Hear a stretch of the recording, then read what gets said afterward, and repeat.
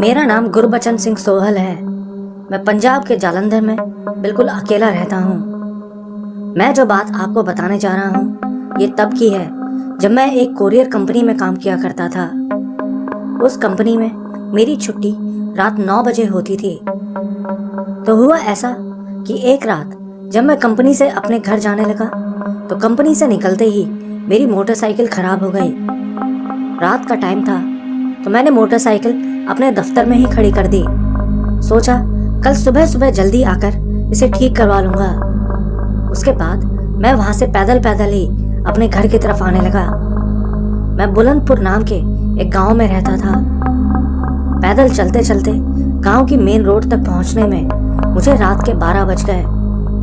हमारे गांव की सड़क आगे पठानकोट हाईवे से जुड़ी है। उस जगह करीब 4 दिन पहले एक नए शादीशुदा जोड़े का मोटरसाइकिल पर एक्सीडेंट हुआ था जिसमें उन दोनों की मौत हो गई थी। वो एक्सीडेंट मेरी आंखों के सामने हुआ था। तो रात में मैं पैदल चलते चलते हाईवे से गांव की तरफ वाले रास्ते की ओर मुड़ गया। यहाँ आपको एक बात और बता दूं कि उस मोड़ पर एक नाशपाती का बाग है। अब मैं उस रास्ते से होता हुआ अपने घर जा ही रहा था कि तभी मुझे अपने पीछे किसी के चलने की आवाज सुनाई दी। वो कदमों की आवाज थी जिसे सुन के लग रहा था जैसे कोई 2 लोग मेरे पीछे पीछे आ रहे हैं। मुझे थोड़ी हैरानी हुई कि इतनी रात यहाँ कौन हो सकता है। मैं थोड़ा अलर्ट हो गया। कदमों की वो आवाज मुझे 2-3 बार सुनाई दी। साथ ही मैं बता दूं कि मैंने गुरुद्वारे से गुरुदेव का नाम दान लिया हुआ है। तो तीसरी बार जब वो कदमों की आवाज मुझे आई तो मैंने पीछे मुड़ के देखा। पीछे देखा तो देखा कि वही शादीशुदा जोड़ा मेरे सामने खड़ा था जिनकी कुछ दिन पहले मैंने मौत होती देखी थी। उनको देख के पहले तो मैं बहुत डर गया, लेकिन फिर मैंने अपनी हिम्मत जुटाई और किसी तरह अपने आप को संभाल के अपने गुरु का नाम लेने लगा। मेरे गले में कृपाण भी थी। जब उन दोनों ने मेरे गले में लटकी मेरी कृपाण देखी तो उसी वक्त वो वहां से गायब हो गए। उस रात सतगुरु की कृपा से मेरी जान बच गई। तभी पीछे से हमारे ही गांव के एक डॉक्टर साहब अपने स्कूटर से आ रहे थे तो मैं भी उनके साथ स्कूटर पर आ गया। सुबह मुझे थोड़ा बुखार आ गया था, लेकिन फिर मैं गुरुद्वारे चला गया। उस रात के बाद से मैं फिर कभी अकेला इतनी रात घर नहीं आया।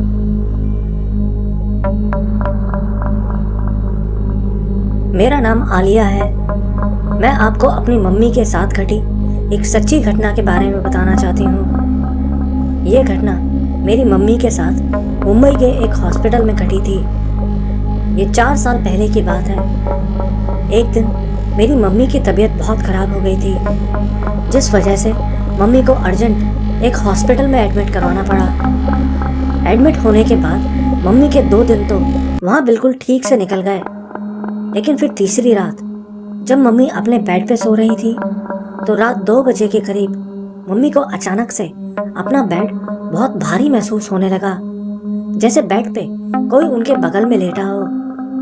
मम्मी को बहुत हैरानी हुई कि उनको ऐसा क्यों लग रहा है। उनको बहुत गर्मी सी भी लगने लगी। तो मम्मी ने पलट के दूसरी तरफ देखा तो देखा कि एक औरत मम्मी के बगल में लेटी हुई थी और देखने में वो औरत प्रेग्नेंट लग रही थी। उसका पेट बहुत बड़ा था। मम्मी ने जब उस औरत के चेहरे की तरफ देखा तो वो मम्मी को देखकर मुस्कुरा रही थी। ये देखते ही मम्मी का डर के मारे बहुत बुरा हाल हो गया। मम्मी इतना डर गई कि हिल भी नहीं पा रही थी। और फिर वो प्रेग्नेंट औरत वहां से उठी और सीधा आके मम्मी के सीने के ऊपर बैठ गई।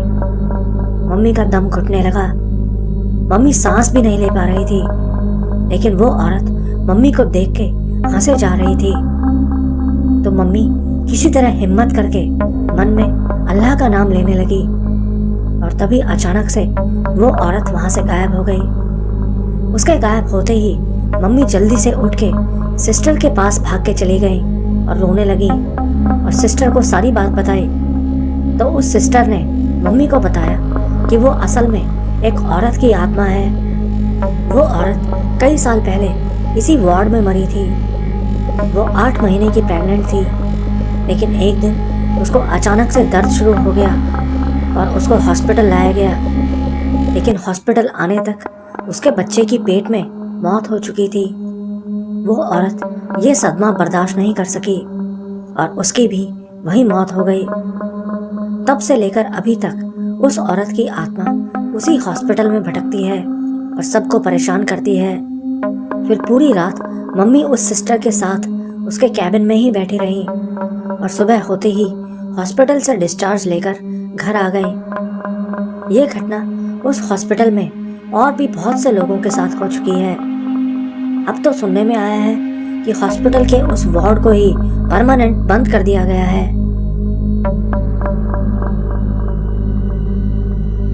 मेरा नाम संगीता है। मैं आसाम की रहने वाली हूँ। मैं जो कहानी आपको बताने जा रही हूँ ये मुझे मेरी नानी ने बताई थी। ये मेरी नानी के साथ घटी एक बिल्कुल सच्ची घटना है। तो हुआ ऐसा था कि ये आज से बहुत साल पहले की बात है। उन दिनों मेरी नानी की उम्र 12-13 साल की थी। नानी के 4 भाई बहन थे, जिनमें नानी ही सबसे बड़ी थी। उन दिनों नानी के घर वाले धान सरसों वगैरह की खेती करते थे। साथ ही बताऊं कि उन दिनों मेरी नानी के पिताजी और उनके भाइयों मतलब कि मेरी नानी के पापा और उनके चाचा के रिश्ते अच्छे नहीं थे। घर की जमीन खेती बाड़ी को लेकर उन लोगों में बहुत झगड़े होते रहते थे। तो इन्हीं परेशानियों की वजह से एक बार नानी के पिताजी अपने 5 बच्चों और बीवी के साथ अपना घर छोड़ के उनके खेत से कुछ दूर, जहाँ एक तरफ घना जंगल था और बीच में एक कच्चा रास्ता बना था, वहां जाके रहने लगे। उस कच्चे रास्ते से गांव के लोग अपने खेतों में आया जाया करते थे। वहां दूसरी तरफ एक बहुत बड़ी खाली जमीन थी जो नानी के पिताजी के घर वालों की ही थी। तो वहां जाके उनके पिताजी ने वहां एक झोपड़ी सी बनाई और उसी के अंदर अपने बच्चों के साथ रहने लगे। उनका खेत उनके उस घर से ज्यादा दूर भी नहीं था। बताते हैं कि नानी के घर के सामने जो जंगल था वहां कुछ बुरी शक्तियों का वास था। गांव के लोग बताते थे कि एक बार उस जगह एक बच्चे को जन्म होते ही जिंदा गाड़ दिया गया था। रात में जो भी अकेले उस रास्ते से आता था उसे वहां अजीब अजीब जानवर जैसे कुत्ते, बिल्ली, बकरी के साथ साथ एक बच्चा भी दिखाई देता था। और वो सब जानवर कोई नॉर्मल जानवर नहीं होते थे। उनमें से कुछ तो बिल्कुल छोटे होते थे तो कुछ इंसानों के बराबर लंबे होते थे।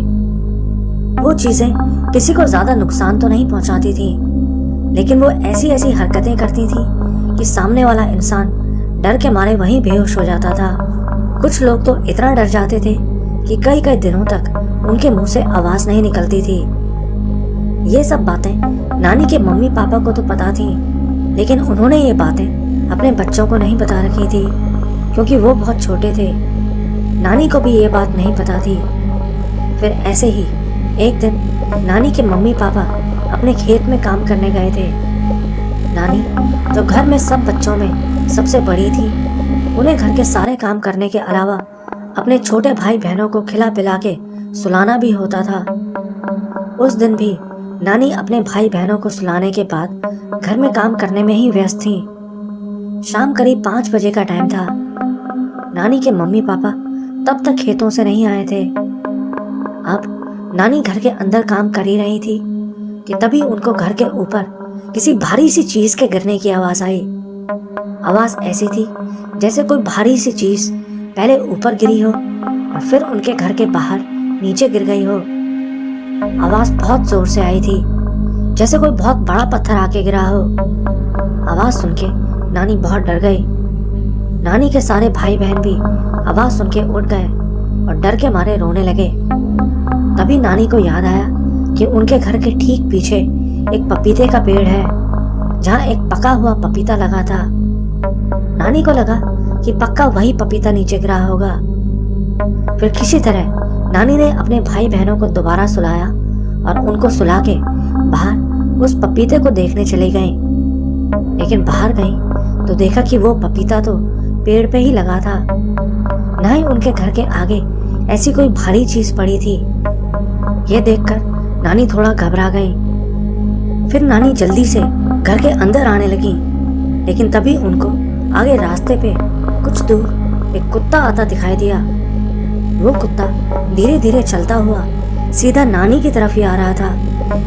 तब तक हल्का हल्का अंधेरा भी होने लगा था, लेकिन हल्की हल्की रोशनी में भी नानी उस कुत्ते को अच्छे से देख पा रही थी। वो कुछ देर वहीं खड़ी उसी कुत्ते को ही देखती रही।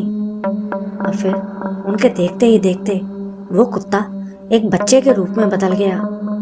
ये देखकर नानी बुरी तरह डर गई और जल्दी से भागकर घर के अंदर आई और दरवाजा अंदर से बंद कर दिया। लेकिन नानी इतना घबरा गई थी कि वहीं दरवाजे के पास ही बेहोश हो गई। फिर जब उनकी आंख खुली तो उनके सामने उनके मम्मी पापा खड़े थे। उनको देखकर नानी बहुत खुश हो गई और अपनी मम्मी से लिपट के रोने लगी। फिर नानी ने उनसे पूछा कि आप लोग अंदर कैसे आए, दरवाजा किसने खोला? तो उनकी माँ ने बताया कि वो लोग जब आए तो दरवाजा अंदर से बंद था। उन्होंने बहुत देर तक आवाज मारी तो नानी की छोटी बहन नींद से उठ गई और उसने दरवाजा खोल दिया। फिर नानी ने वो पूरी बात अपने मम्मी पापा को बताई।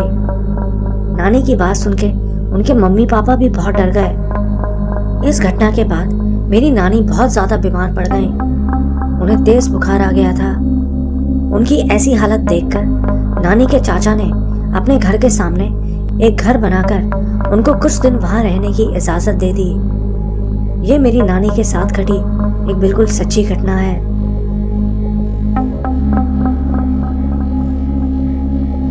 मेरा नाम नयन है।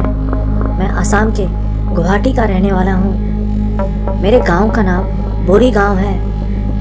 मैंने पहले भी आपको एक सच्ची कहानी भेजी थी जो हमारे गांव के ही एक रफीक नाम के आदमी के साथ घटी थी। आज मैं आपको एक और कहानी सुनाना चाहता हूँ जो मेरे एक दोस्त के कजन के साथ घटी थी। उसके कजन का नाम जाकिर है। वो गांव में रहता है और एक दुकान में काम करता है। तो हुआ ऐसा था कि एक बार जाकिर और उसके 3 दोस्त एक शादी में गए थे। शादी से वापस आते आते उन्हें रात के 2 बज गए। आते हुए उनमें से एक तो साइकिल पे जा रहा था और बाकी जाकिर और उसके 2 दोस्त पैदल चल रहे थे। उस वक्त वो जिस रास्ते से आ रहे थे उस रास्ते के दोनों तरफ सिर्फ खेत ही खेत हुआ करते थे। लेकिन फिर कुछ ही दूर चलने के बाद उनमें से एक को अपने पास से पायल की हल्की हल्की छन छन की आवाज सुनाई देने लगी। उसने ये बात बाकी सबको बताई तो वो बोले कि ये रास्ता सुनसान है, जरूर खेत से कोई आवाज आ रही होगी। उनमें से किसी ने उसकी बात पे ज्यादा ध्यान नहीं दिया। तभी उनके पीछे से एक कार आई और उनके आगे निकल गई और उनसे करीब 50 मीटर आगे जाकर वो कार साइड इंडिकेटर से सिग्नल देने लगी। लेकिन तभी उन्होंने देखा कि उनके पीछे से एक और कार आ रही थी और वो कार भी साइड इंडिकेटर दे रही थी। जाकिर को ये देखकर बहुत हैरानी हुई। उन लोगों को लगा कि ये पक्का कोई डकैतों का गैंग है जो उन्हें आधी रात को लूटने आए हैं। वो सब बहुत घबरा गए। जाकिर के एक दोस्त ने कहा कि चलो हम खेतों से भाग जाते हैं, पर बाकी सबने मना कर दिया। जाकिर ने कहा कि अगर ये हमें लूटने आते हैं तो सबके पास जो कुछ भी है वो सब उन्हें चुपचाप दे देना और बेफालतू में उन डकैतों से कोई बहस नहीं करना। ये सोचकर वो सब आगे बढ़ने लगे। लेकिन फिर वो कार कुछ दूर जाकर एक मंदिर के पास पहुंच कर रुक गई। तब जाकिर के एक दोस्त ने हिम्मत करके उस कार वाले से कहा कि देखिए, हमारे पास जो कुछ भी है सब ले लीजिए, पर हमें कुछ मत कीजिए।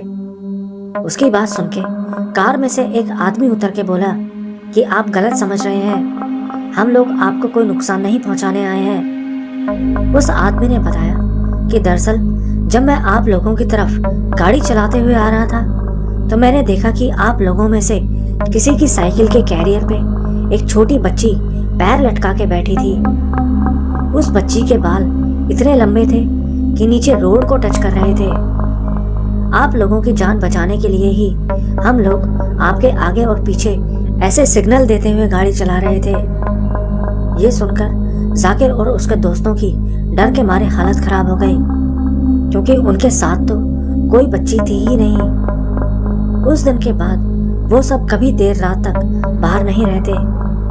गांव के लोग बताते हैं कि उस रास्ते पर अगर कोई आधी रात को जाता है तो उसे खेतों में से अब्बा अब्बा चिल्लाने की आवाज सुनाई देती है।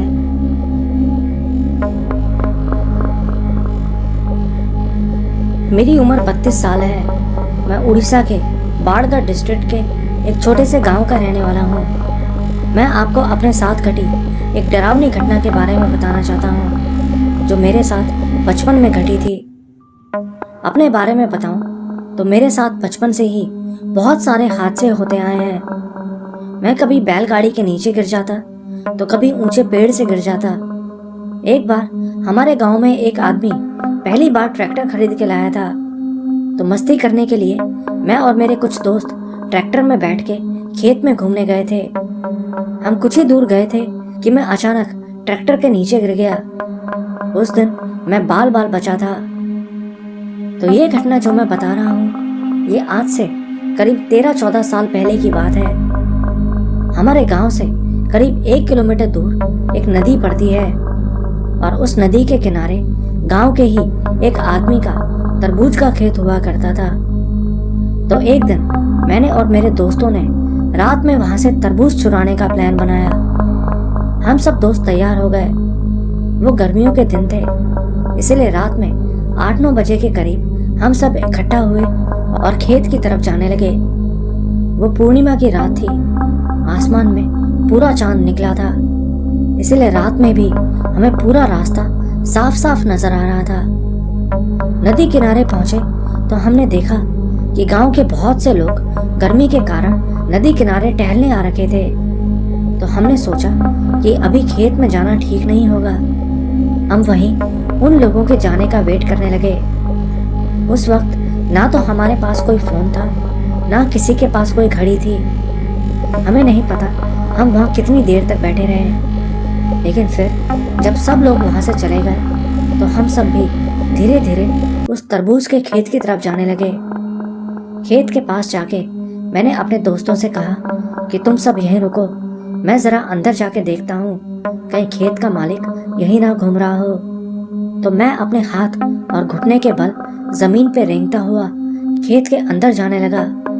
लेकिन थोड़ा आगे जाते ही मैंने देखा कि कुछ दूर एक बहुत लंबा सा कोई आदमी खड़ा था। उसका कद कम से कम 8-10 फीट लंबा था। चांद की रोशनी में मैं उस आदमी को बिल्कुल साफ साफ देख पा रहा था। उसके शरीर पे बहुत लंबे लंबे बाल थे जो हवा में लहरा रहे थे। उसको देखकर मेरे तो डर के मारे रोंगटे ही खड़े हो गए। मैं उसी वक्त वहां से भागने लगा। मुझे भागता देख मेरे दोस्त भी वहां से भागने लगे। उसके बाद हम सीधा अपने घर आके ही रुके।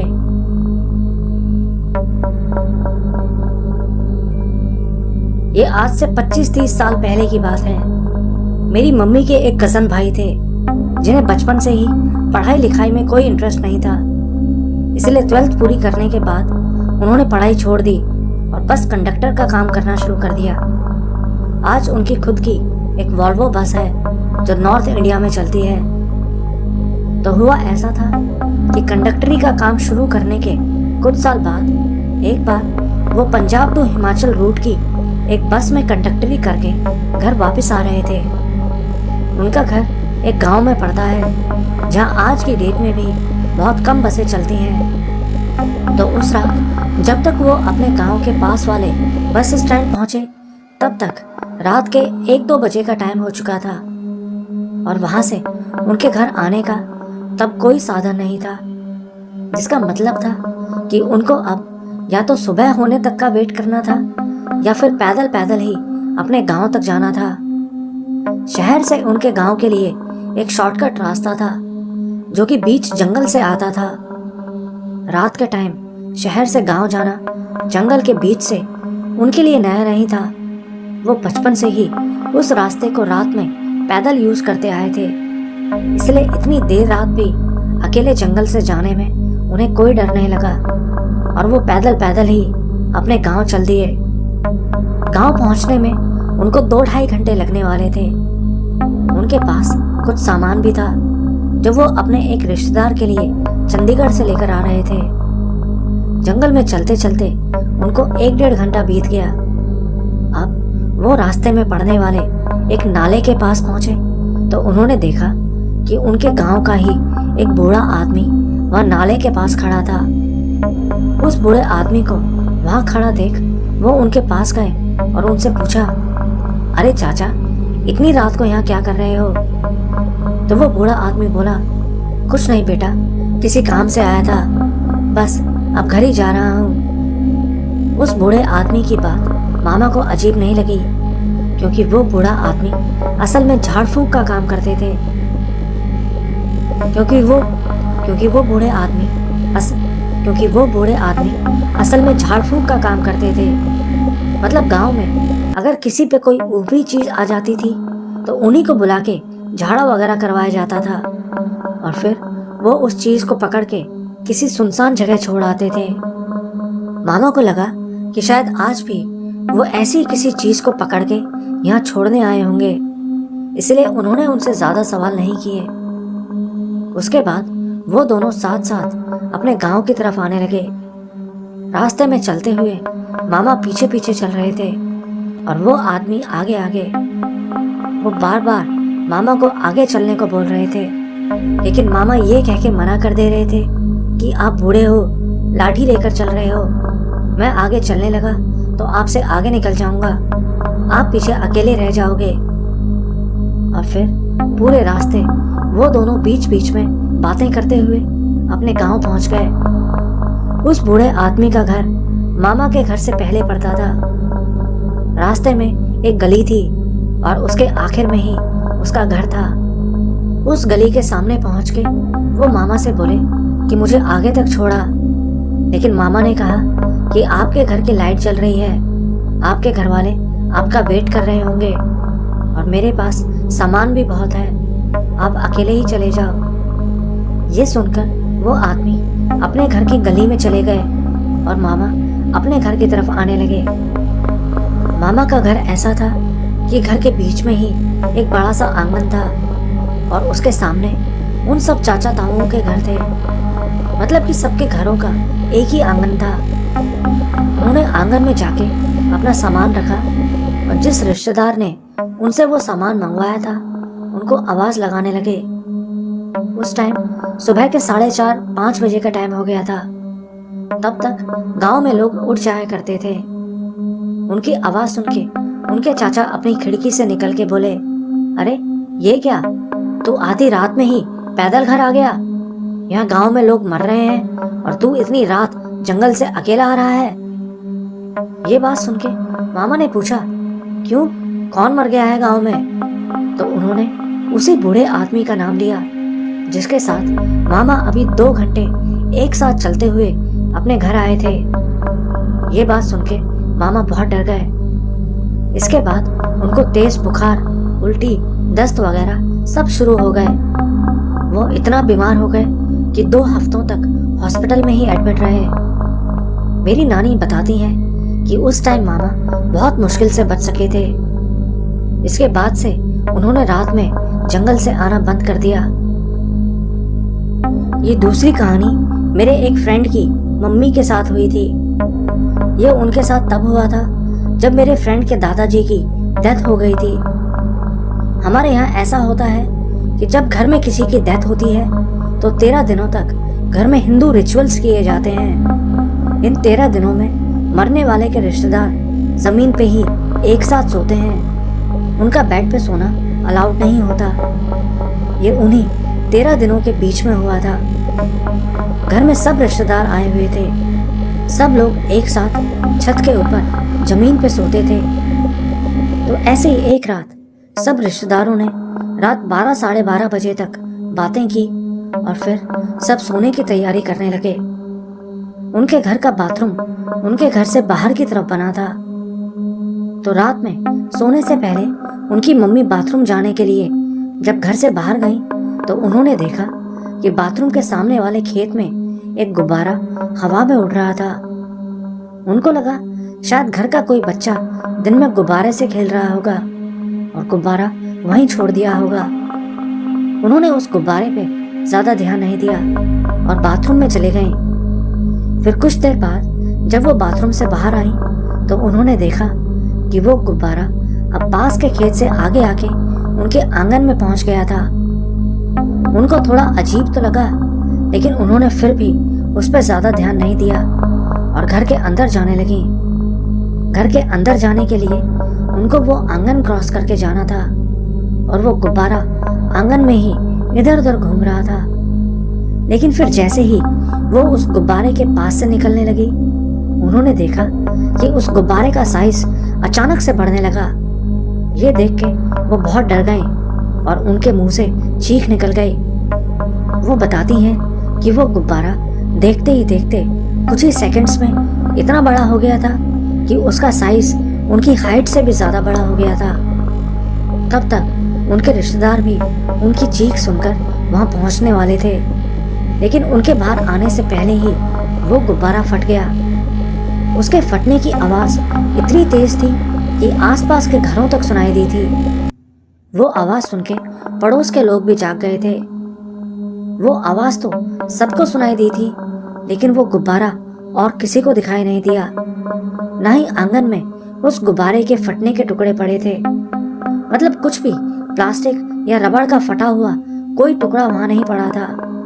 मेरा फ्रेंड बताता है कि उसके घर के आए रिश्तेदार ये मानते हैं कि वो गुब्बारा असल में एक छलावा था। हमारे यहाँ उसको छलेड़ा बोलते हैं। ये तीसरी कहानी जो मैं आपको बताने जा रहा हूँ, ये मेरी बुआ के घर की है। ये कहानी शायद आपको इतनी डरावनी ना लगे, लेकिन ये बहुत दर्दनाक कहानी है। आपके चैनल पे जितनी भी कहानियां हम सुनते हैं, उनमें से ज्यादातर के एंड में सब कुछ ठीक हो जाता है, लेकिन इस स्टोरी की कोई हैप्पी एंडिंग नहीं है। ना ही ये आज तक क्लियर हो सका कि उनके साथ हुआ क्या था। मेरी बुआ हिमाचल के एक गांव में रहती थी। मैं उन दिनों स्कूल में पढ़ता था, शायद 3rd या 4th क्लास में, जब उनके हस्बैंड की डेथ हो गई थी। उस टाइम तो मुझे कुछ पता नहीं था, लेकिन बड़े होने के बाद ये बात मुझे पता चली कि असल में उनके ऊपर किसी ने काला जादू करवा दिया था। उनकी मौत भी उसी की वजह से हुई थी। किसी ने मेरी बुआ की पूरी फैमिली के ऊपर काला जादू करवा दिया था और उनके ऊपर कोई बहुत बुरी चीज छुड़वा दी थी, और उस चीज ने सबसे पहले उनके हस्बैंड की ही जान ली। बुआ की 6 लड़कियां और एक लड़का है, लेकिन उनके ऊपर वो जादू जिसने करवाया था वो उसका पता नहीं लगा सके। उन्होंने बड़े बड़े साधु संतों को दिखाया, कई तांत्रिकों की हेल्प ली, बहुत से मंदिरों में भी गए, लेकिन कोई फर्क नहीं पड़ा। जितने लोगों के पास वो इलाज के लिए जाते, वो सब अपने अलग अलग तरीके से उनका इलाज करते। इतने लोगों के पास अलग अलग इलाज करवाने के बाद वो इन सब चीजों में इतना उलझ के रह गए थे कि उन्हें सही और गलत में फर्क भी समझ नहीं आ रहा था। एक बार किसी तांत्रिक के कहने पर उन्होंने अपने यहाँ एक देवता बिठा लिया जो उनको भारी जादू टोने से बचाता था, लेकिन वो देवता उन्हीं के ऊपर भारी पड़ गया। किसी भी मंदिर में या कीर्तन में जाने पर वह नाचना शुरू कर देती।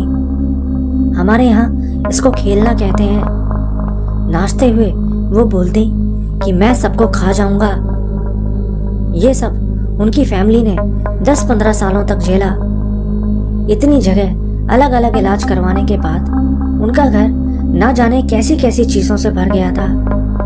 जो चीजें उन्होंने अपने परिवार को बचाने के लिए करवाई थी, वो चीजें भी उन पे उल्टी पड़ने लगी थी। बुआ के हस्बैंड की डेथ जिस चीज की वजह से हुई थी, उनको मारने के बाद उस चीज ने बुआ के इकलौते बेटे को भी नहीं छोड़ा। भैया अपने पापा की डेथ के बाद 7-8 साल की उम्र से ही पैरालाइज हो गए। एक दिन अचानक से उन्हें ब्रेन हेमरेज हो गया। 12-13 सालों तक वो बिस्तर पर ही रहे। बुआ उन्हीं को ठीक करने के लिए ये सब तांत्रिक और बाबाओं के पास जा जाकर इलाज करवाती रहीं, लेकिन कुछ फर्क नहीं पड़ा। उन्होंने बड़े बड़े हॉस्पिटल्स में भी भैया को चेक करवाया, लेकिन कोई दवाई काम नहीं आई। आज से 2 साल पहले उन भैया की भी डेथ हो गई। वो बस 21 साल के थे। भैया ने अपनी पूरी उम्र बेड पे ही निकाली थी, रोज पूजा पाठ करते हुए। उनकी डेथ मंडे को हुई थी। भैया मंडे का फास्ट रखते थे और हर मंडे शिवजी भगवान की पूजा करते थे। उनकी डेथ से कुछ देर पहले ही उन्होंने अपना व्रत तोड़ के शिव पुराण का पाठ किया था।